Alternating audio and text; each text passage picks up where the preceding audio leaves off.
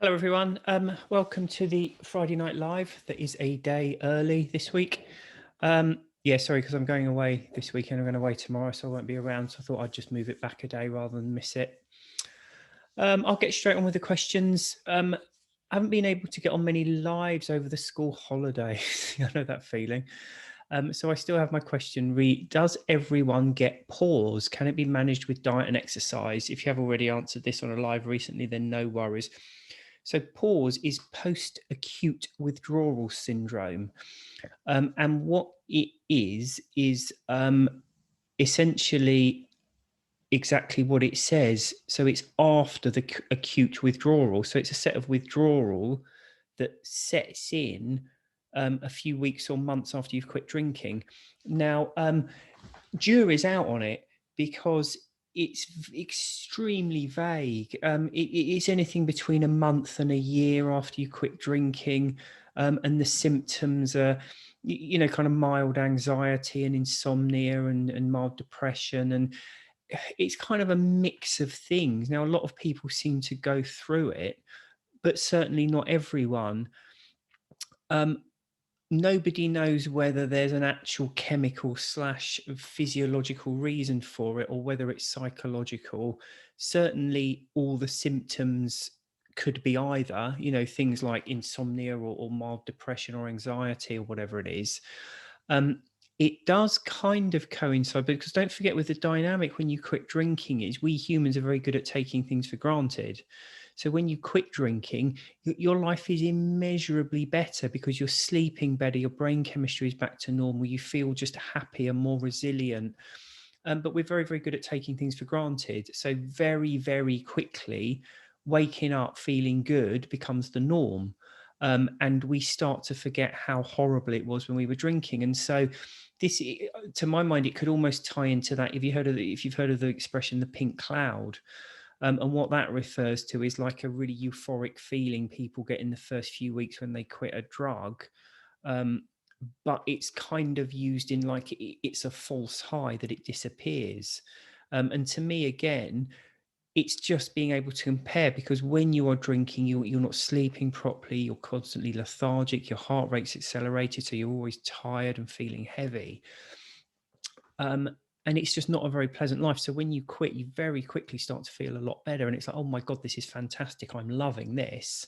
But unfortunately, as I say, we humans are very good at taking things for granted. So in a very short space of time, that becomes the norm. And I do wonder if post-acute withdrawal syndrome is perhaps psychological and to do with that when you get through that period and life goes back to normal, you just kind of go through a bit of a lull. I might be completely wrong. There might be some kind of chemical or physiological reason behind it. But as I say, jury's out. We just don't know enough about it at the moment. Can it be managed with diet and exercise? If it is a purely psychological thing, then yeah, absolutely it can be. Because you can do things that will make you feel better. Having a healthy diet and doing a bit of exercise are two things that will make you feel better. Yoga and meditation, or just kicking back in front of a film or reading a good book or something, all these things make us feel better. So there's lots of things you can try. And actually, those kind of things should be part of your arsenal anyway. You should have those tools, because yes, your life gets better when you stop drinking, but it's still life, and life has its bad days. Absolutely, it does. So no matter how good things are when you quit, you do need to be prepared for the bad days. And if you're like me, I mean, some people find the happy occasions are the ones where they struggle the most with not drinking. Other people find it's the bad times where they struggle most. I'm in the latter category. I always drank to kind of mask a negative feeling, let's put it that way. So you do need that arsenal there, because you need to be looking ahead and thinking, I am going to have a bad day at some point, and how am I going to deal with it?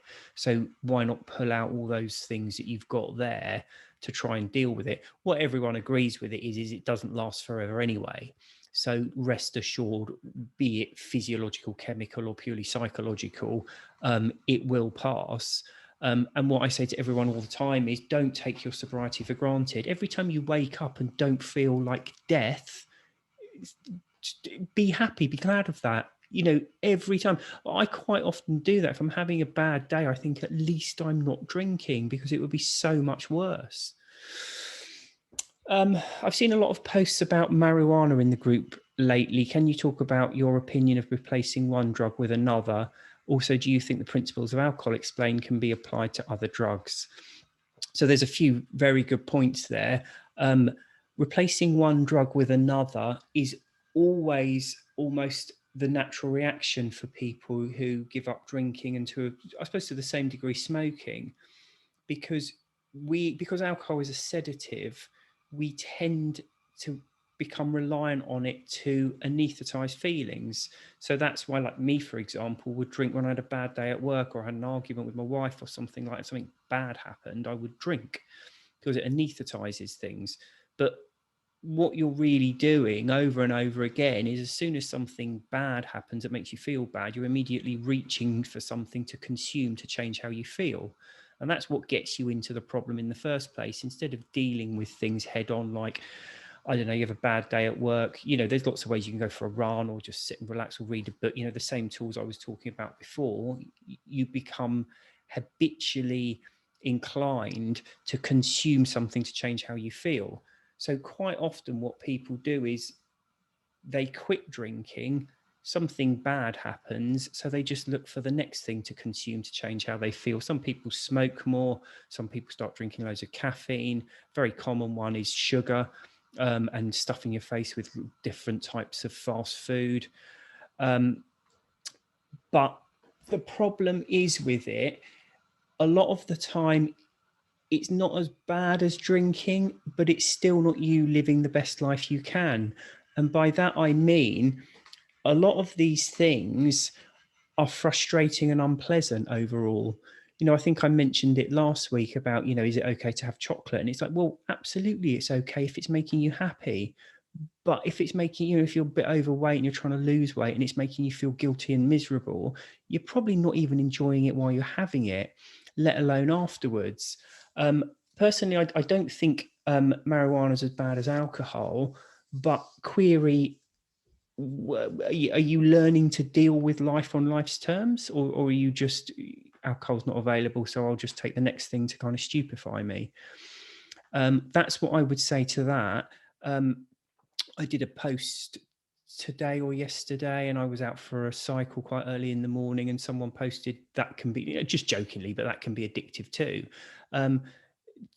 Depending on how you define addiction, it's something I repeat regularly because I find it beneficial. I enjoy it. It doesn't have a downside particularly, unless it doesn't have a downside.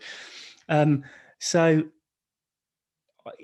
things like that are much better. If you're taking a lot of marijuana, I can imagine there would be a downside to it. So that's what I would say. I would urge caution, and I would take a good long look at what you are using. Because actually one of the things about quitting drinking is being able to face up to things and to get on with things rather than just anesthetizing your way through them, because that's kind of a recipe for disaster. Because if you problems do come along, if you get, say, one a day, then you need to deal with a problem a day to keep your life fairly clear. If you're just having a glass of wine or some marijuana to anesthetize it and forget about it, then every day that goes by, you're getting more and more problems. And you may not be consciously thinking about them all the time, but they're all hanging there over your head, making you feel worse. So that's my view of replacing one drug with another. Drugs, all of the ones I've come across anyway, and my understanding of them, they all take far more than they give. So if you're going to replace alcohol with something, better to choose exercise rather than another drug, which may not be as destructive as alcohol, but is going to be taking more than it gives. Do you think the principles of Alcohol Explained can be applied to other drugs?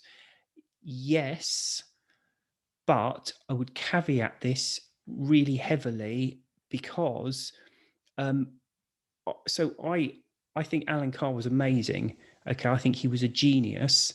For those of you who don't know Alan Carr, he came up with a method of quitting smoking right back in the 80s. So this is like 40 years ago now.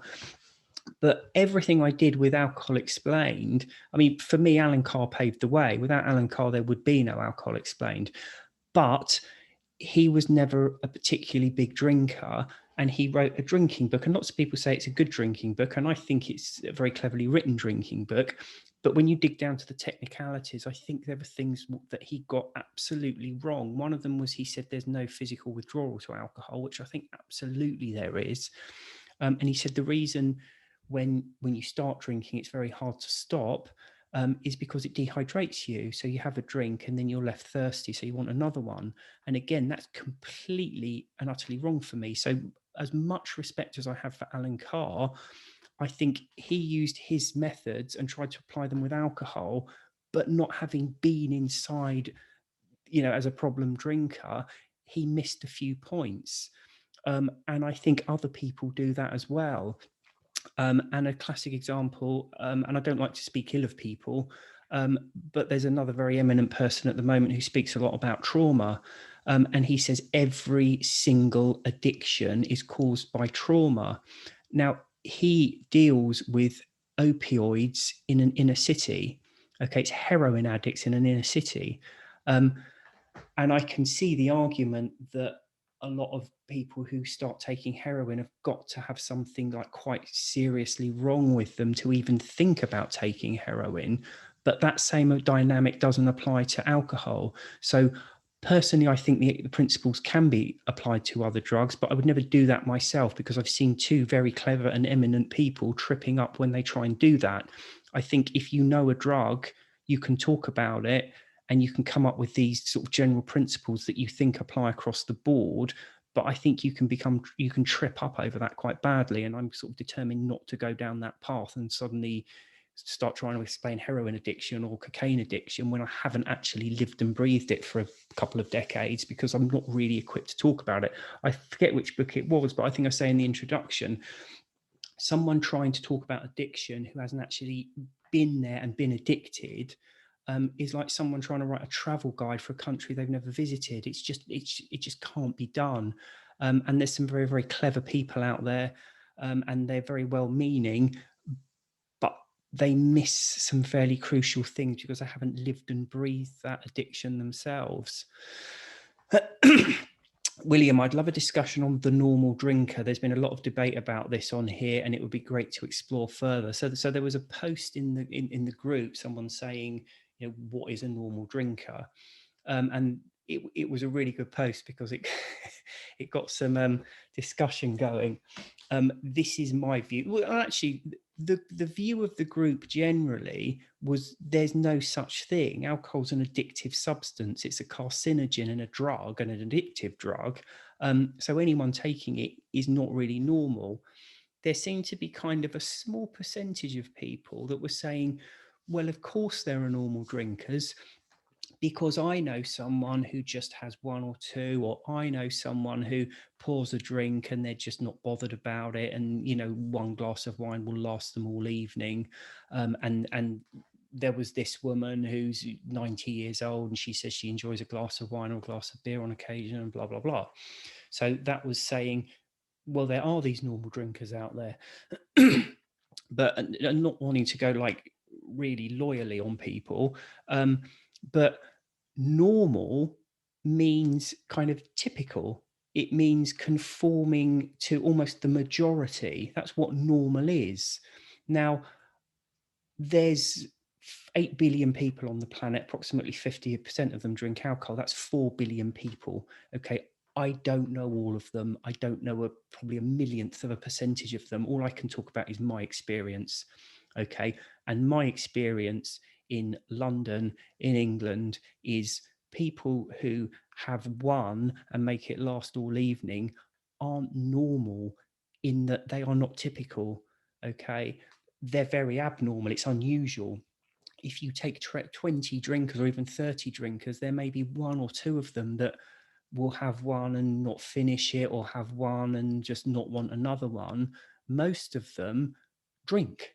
They drink quite a few. And if you think about it, that's what you'd expect, because for all these people who say alcohol is enjoyable, well, if it's enjoyable, how are you having a glass of wine and then forgetting to finish it? I mean, forget alcohol for the moment. If I'm really thirsty and I have a cold drink, I chug it down really quickly. I don't have a sip of it and put it down and forget about it.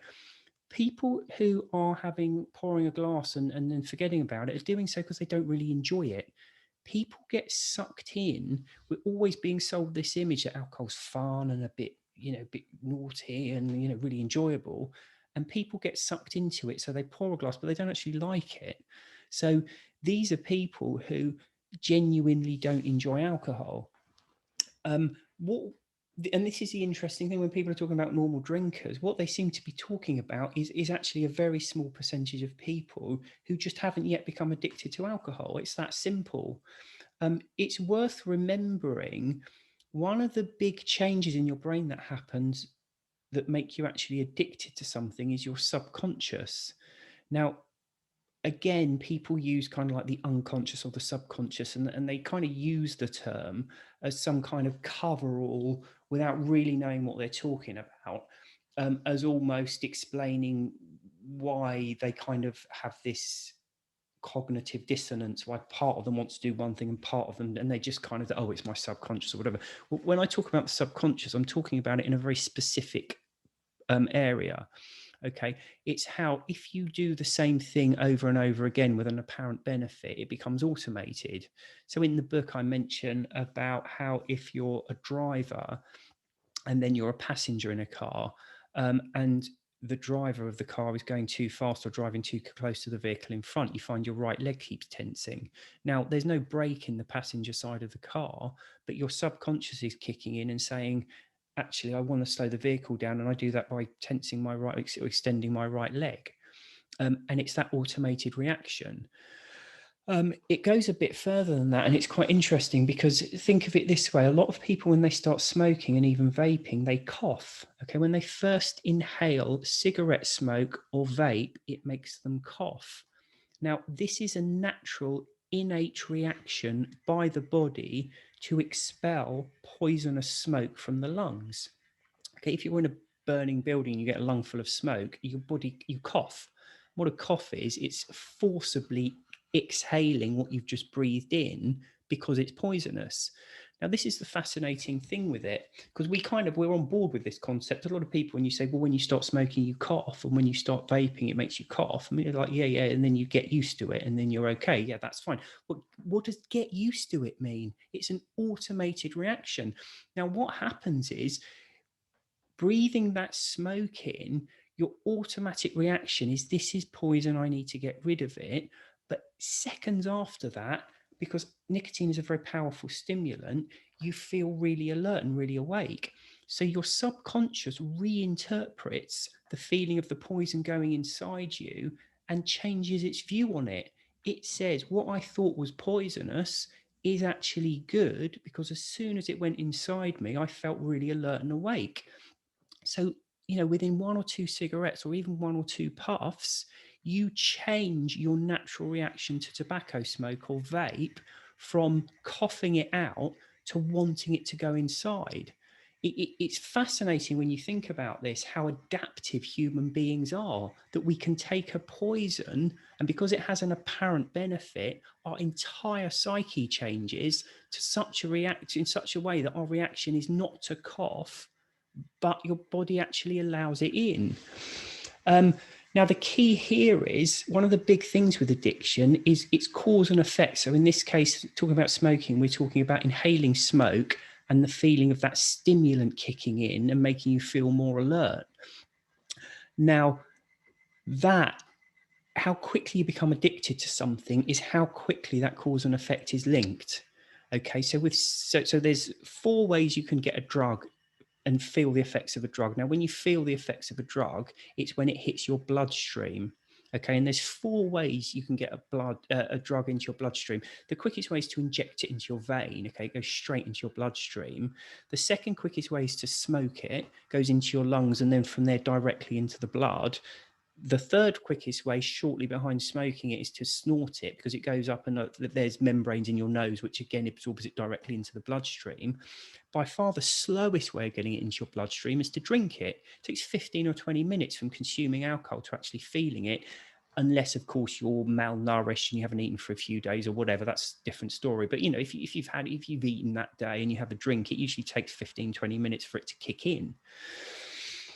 That is the reason it takes so much longer to become addicted to alcohol. It's not that alcohol isn't addictive, it's just the fact that we drink it rather than smoke it or snort it or inject it. Okay, so because of that, people can go many, many years without becoming addicted to it, particularly if they have very strict rules about alcohol, like I only have one or two and I only drink on, you know, once or twice a week.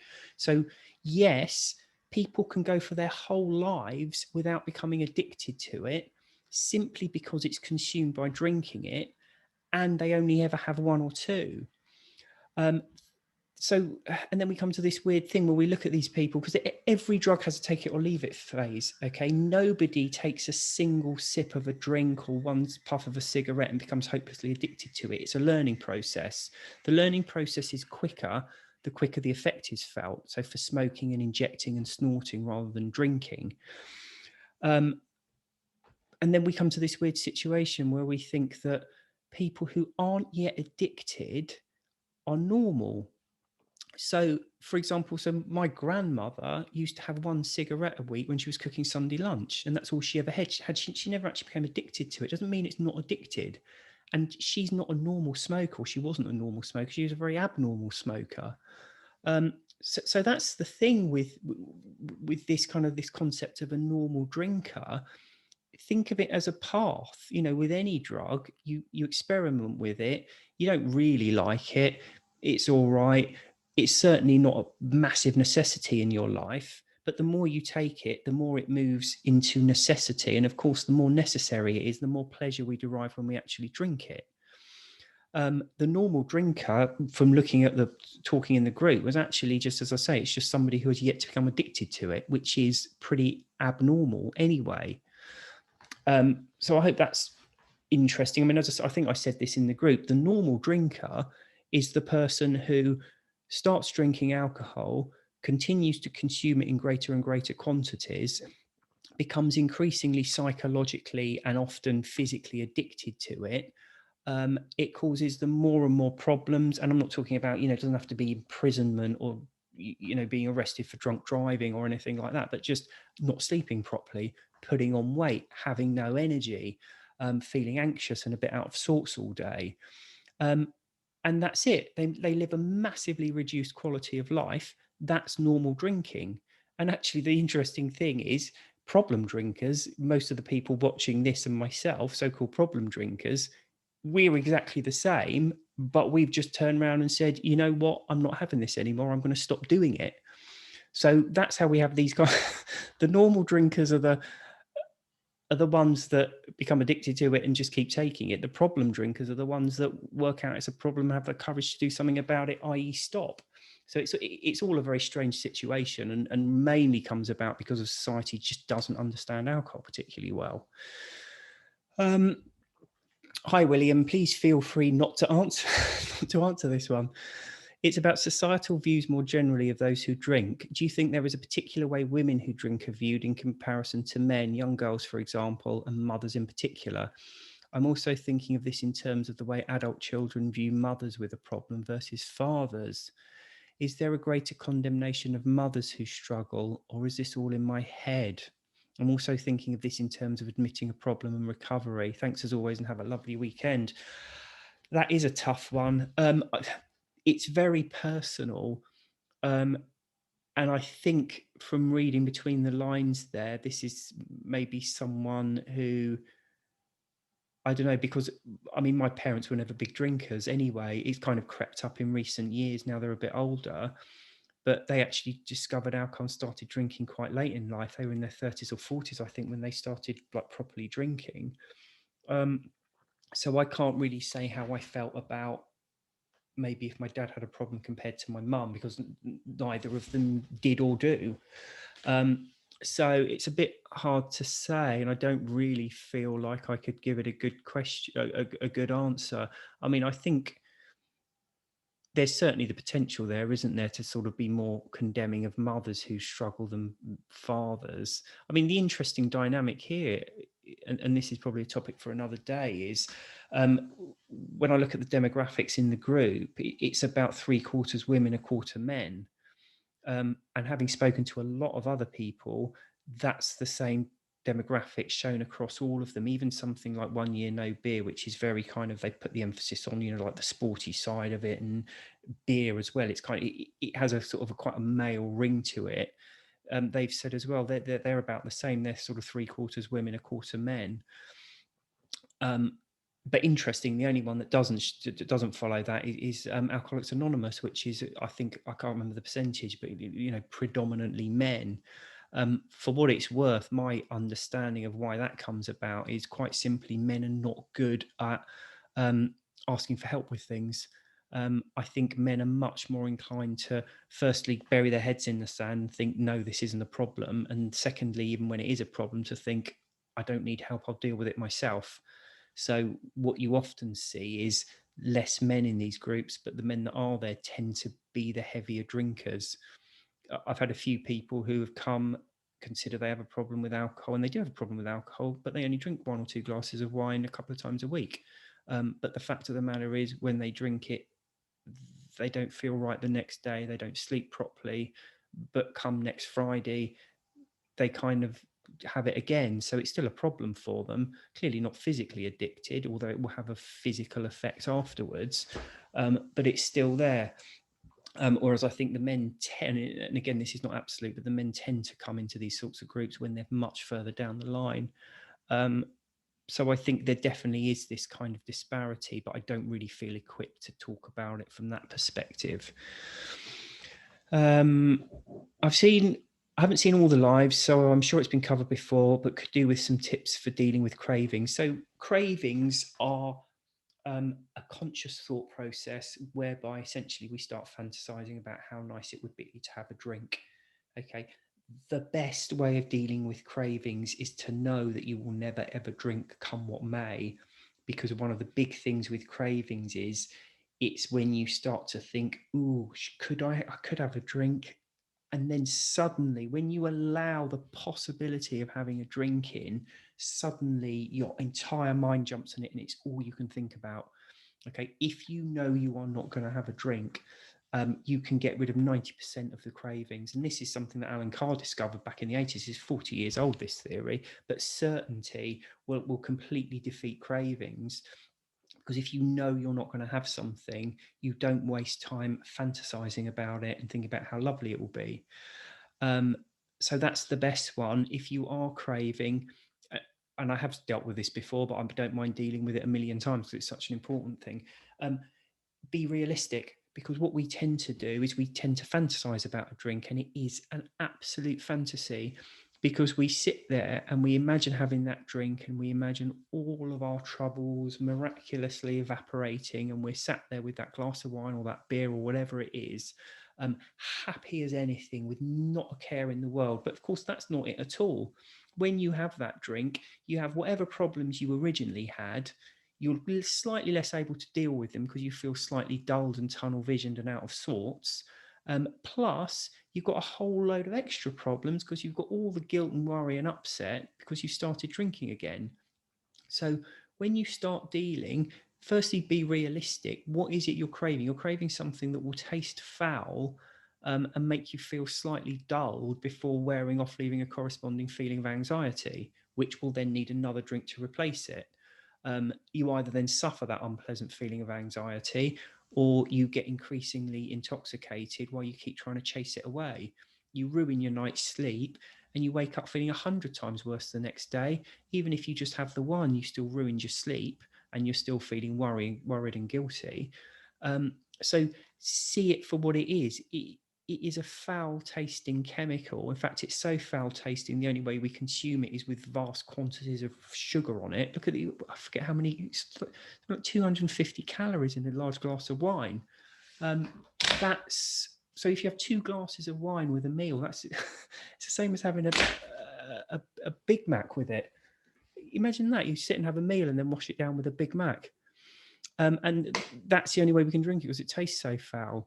So just be realistic. We've really put alcohol on a pedestal in this society. We need it to socialize. We need it at weddings, at funerals, on holidays, Christmas. It's all about the booze, but it's nothing. It's just a foul tasting sedative that leaves you feeling slightly dulled. That's all it is.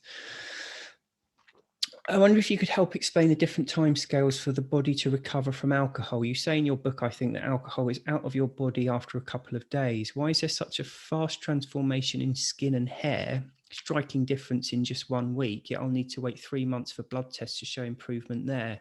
I can understand that it takes 3 months for the body to recover, but why is the transformation in hair and skin so fast?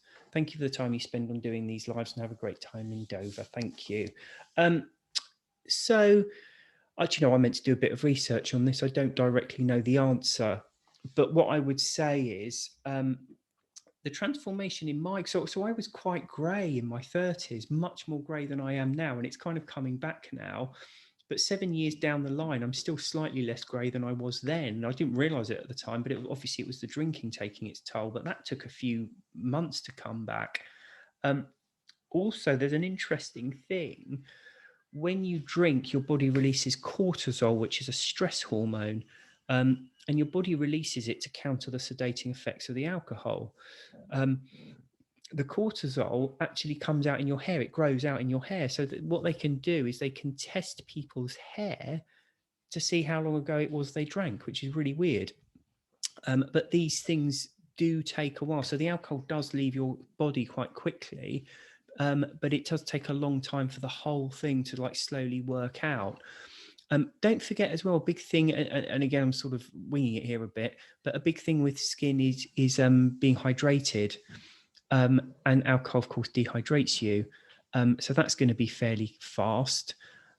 Because after, even the next day or the day after that, you're going to start hydrating yourself properly. And the other thing, of course, with skin is, again, don't forget the amount of sugar you consume when you consume alcohol. Even a glass of wine or something, it's got massive amounts of sugar in it. So it's going to have quite an immediate effect, that sort of stuff. But the body recovery, I mean, don't forget as well, we're talking about things like your heart, blood composition changing, your liver potentially repairing itself, and all of that takes time. And also, alcohol prevents you being able to absorb certain key nutrients, like quite a few vitamins, actually. I think vitamin B is the big one, but apparently vitamin C and everything, it reduces your ability to absorb them. And the general consensus is you need to be taking a vitamin for about if you've got a vitamin deficiency, it takes about 3 months to build the levels up back to where they would be. So again, that's going to take quite a bit of time. I can never have enough info on socializing and learning how not to envy the normal drinkers. Almost 1 year alcohol free and still bothered by the thoughts of maybe I could just have one. And I do know it's not what I should do. How do people free themselves of FAB, fading effect bias, and FOMO, which is fear of missing out? Honestly, sometimes my thoughts drive me crazy. And I do understand intellectually, as explained by William Porter, why I must remain alcohol-free. Emotionally, I still crave it, still romanticize it. To me, this is the biggest hurdle. So there's a few things there. So maybe I could have just one. You can just have one. You absolutely can just have one. 99% of the time, that will turn into 2, 3, 4, 5, and 6, and you'll end up intoxicated. Some people do manage to moderate for sometimes from quite extended periods, but, and this is the key, it's not the perfect situation that you think it is. Because like I spoke about before, every drug has a take it or leave it phase. Okay. The key tipping point between being not addicted to something and being addicted to something is when your subconscious and conscious mind works out that you need another dose of the drug to relieve the withdrawal from the last dose of the drug. Okay, so with alcohol, it's a sedative. So you drink it, but your brain works by way of homeostasis, which is a delicate chemical balance. When you take a sedative, it takes steps to counter that. One of the things it does is release cortisol, which I've just spoken about, such a stress hormone, but it does lots and lots of other things, which essentially amount to it becoming more and more sensitive, so it can work under the sedating effects of the alcohol. So when the alcohol wears off, that feeling of oversensitization remains. And it kind of feels like when you drink too much caffeine, it's not a particularly pleasant feeling. Okay. The quickest, there's a few ways you can get rid of, well, there's a few things you can do with that feeling. You can suffer it, just get on with it. You can wait for it to disappear and it will be gone within 24, 36, 48 hours, depending on how severe it is. But by far the quickest way of getting rid of it is to take another drink, because your brain's geared up, it's oversensitized to work under the sedating effects of alcohol. And the problem is the alcohol isn't there. So if you put more alcohol in, you're immediately redressing that balance and you feel a huge amount better. When you get to the stage where the wearing off of one drink, when that unpleasant, anxious feeling starts to kick in, and your brain realizes that you need that second drink to get rid of it, that's the tipping point between being able to take it or leave it and having a problem. And by problem, I mean that when one drink wears off, it causes a dark desire for the next one, because you take the drink, you feel slightly sedated, and when that starts to wear off, there's a feeling of anxiety there that needs another drink to replace it. When your brain, when your subconscious catches onto that, every time an alcoholic drink wears off, you want another one. Okay, so when you get to that stage and you start to moderate, moderation isn't, oh, I just have one or two and I'm fine with it. Moderation is, I have one, I want another one, but I can't have it. Okay. And that's the problem with it. Moderation isn't what you think it is. So absolutely, you can have just one, but it would be horrible. You'd hate it. You'd either end up drinking loads, which is how it always ends up, frankly. But even if you don't, it's just a life of constantly wanting something and not being able to have it, because you're never going to get enough of it in the amount you want. Because as I say, when one drink wears off, it causes a desire for the next one. It's just so much easier to just cut it out entirely and you're done. And again, I mean, fading effect bias and fear of missing out, I've kind of spoken about it before. Start seeing it for what it is. Every time you see someone take a drink, understand what it's doing to them. That drink will wear off, leaving an unpleasant feeling. Okay, if their brain has caught up to that, then they're going to have to keep the drinks flowing to keep that unpleasant feeling at bay. If their brain hasn't caught up with that, it means they don't really have a problem with alcohol. They can take it or leave it, but that feeling will still be there. And apart from anything else it will do, it will ruin their sleep, because that interrupts your natural sleeping pattern. That up and down, that stimulant depressant thing completely ruins your sleeping. Which is why drinkers are always tired. You know, that old thing of, oh, I'm not hungover, I'm just tired. But that's part of the hangover. Biggest reported symptom of a hangover is tiredness. Even one drink will interrupt your natural sleeping pattern and leave you tired. So see that when you look at someone drinking, see it for a foul tasting chemical that causes cancer. That's what they're tipping into themselves. It leaves them feeling slightly dulled before wearing off, leaving that unpleasant feeling that they need the drinks to keep flowing inside of them to get rid of it. What are you missing out on? A feeling of slightly dulled and tunnel visioned, and then anxiety, bad sleep, and lethargy. There really is nothing more to it than that. I said before, we as a society have put alcohol on a pedestal. For you, alcohol is still on that pedestal, so you need to knock it down. And you said yourself you romanticize it, so stop doing it. You need to make a conscious effort to start seeing it for what it is. A bit late to the party, but I wonder if you could talk a bit about identity. I realised after I quit drinking that I had for years been drawn to and inspired by people who were sober. With hindsight, I think that made a big difference in subconsciously letting go of my drinking identity. Now struggling with a different substance, maybe your thoughts can help, not just me, as you always help so many.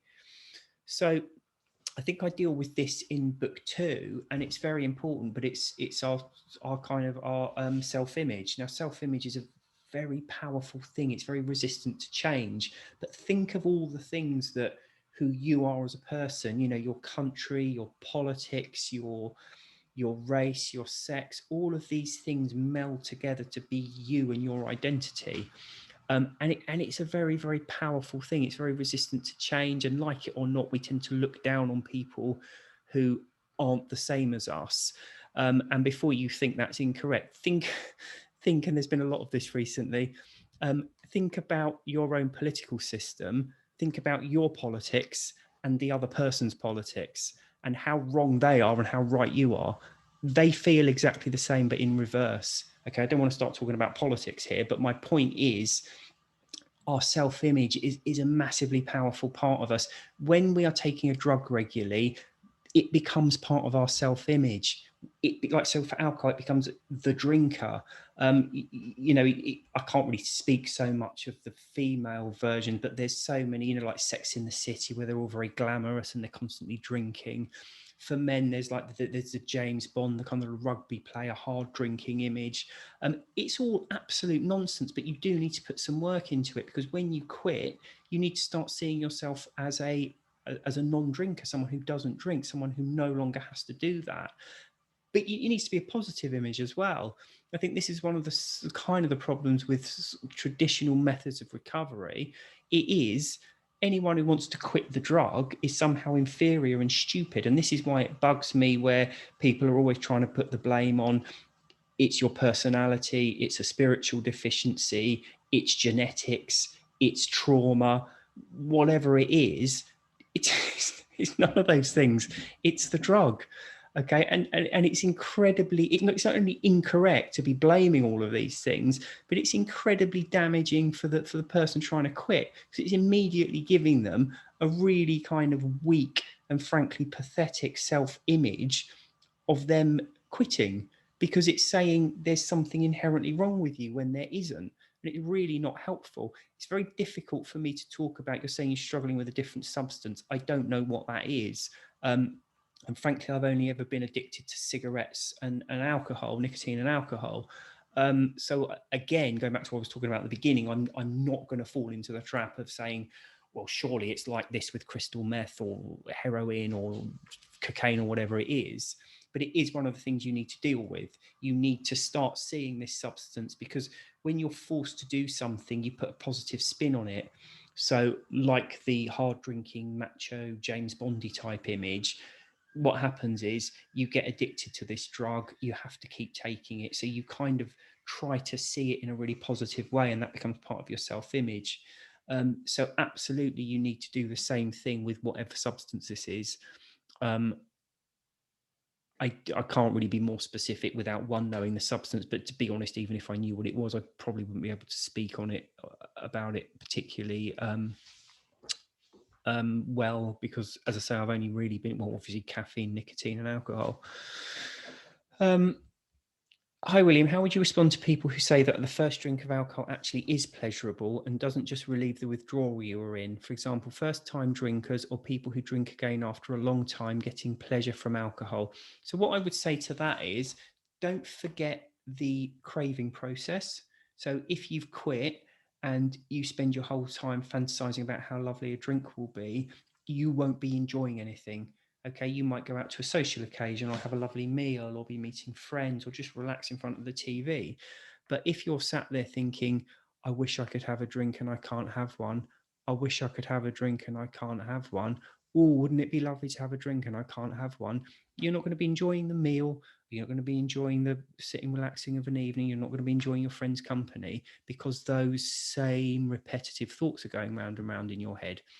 When you finally give in and have a drink, it will be the most wonderful thing in the world, but not because the alcohol's done anything, just because you've closed down that craving process. And actually, there's lots of other ways you can close down that craving process.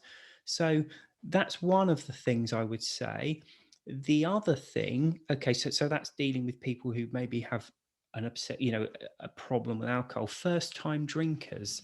Now, I read Professor David Nutt's book, which I think was Drugs Without the Hot Air. Now, this wasn't specifically about alcohol, although he does touch on alcohol. And I wish I could remember the name of it, but it's really interesting. There was a drug developed to deal with, I forget what disorder. Okay, so they got this drug and they were prescribing it to people.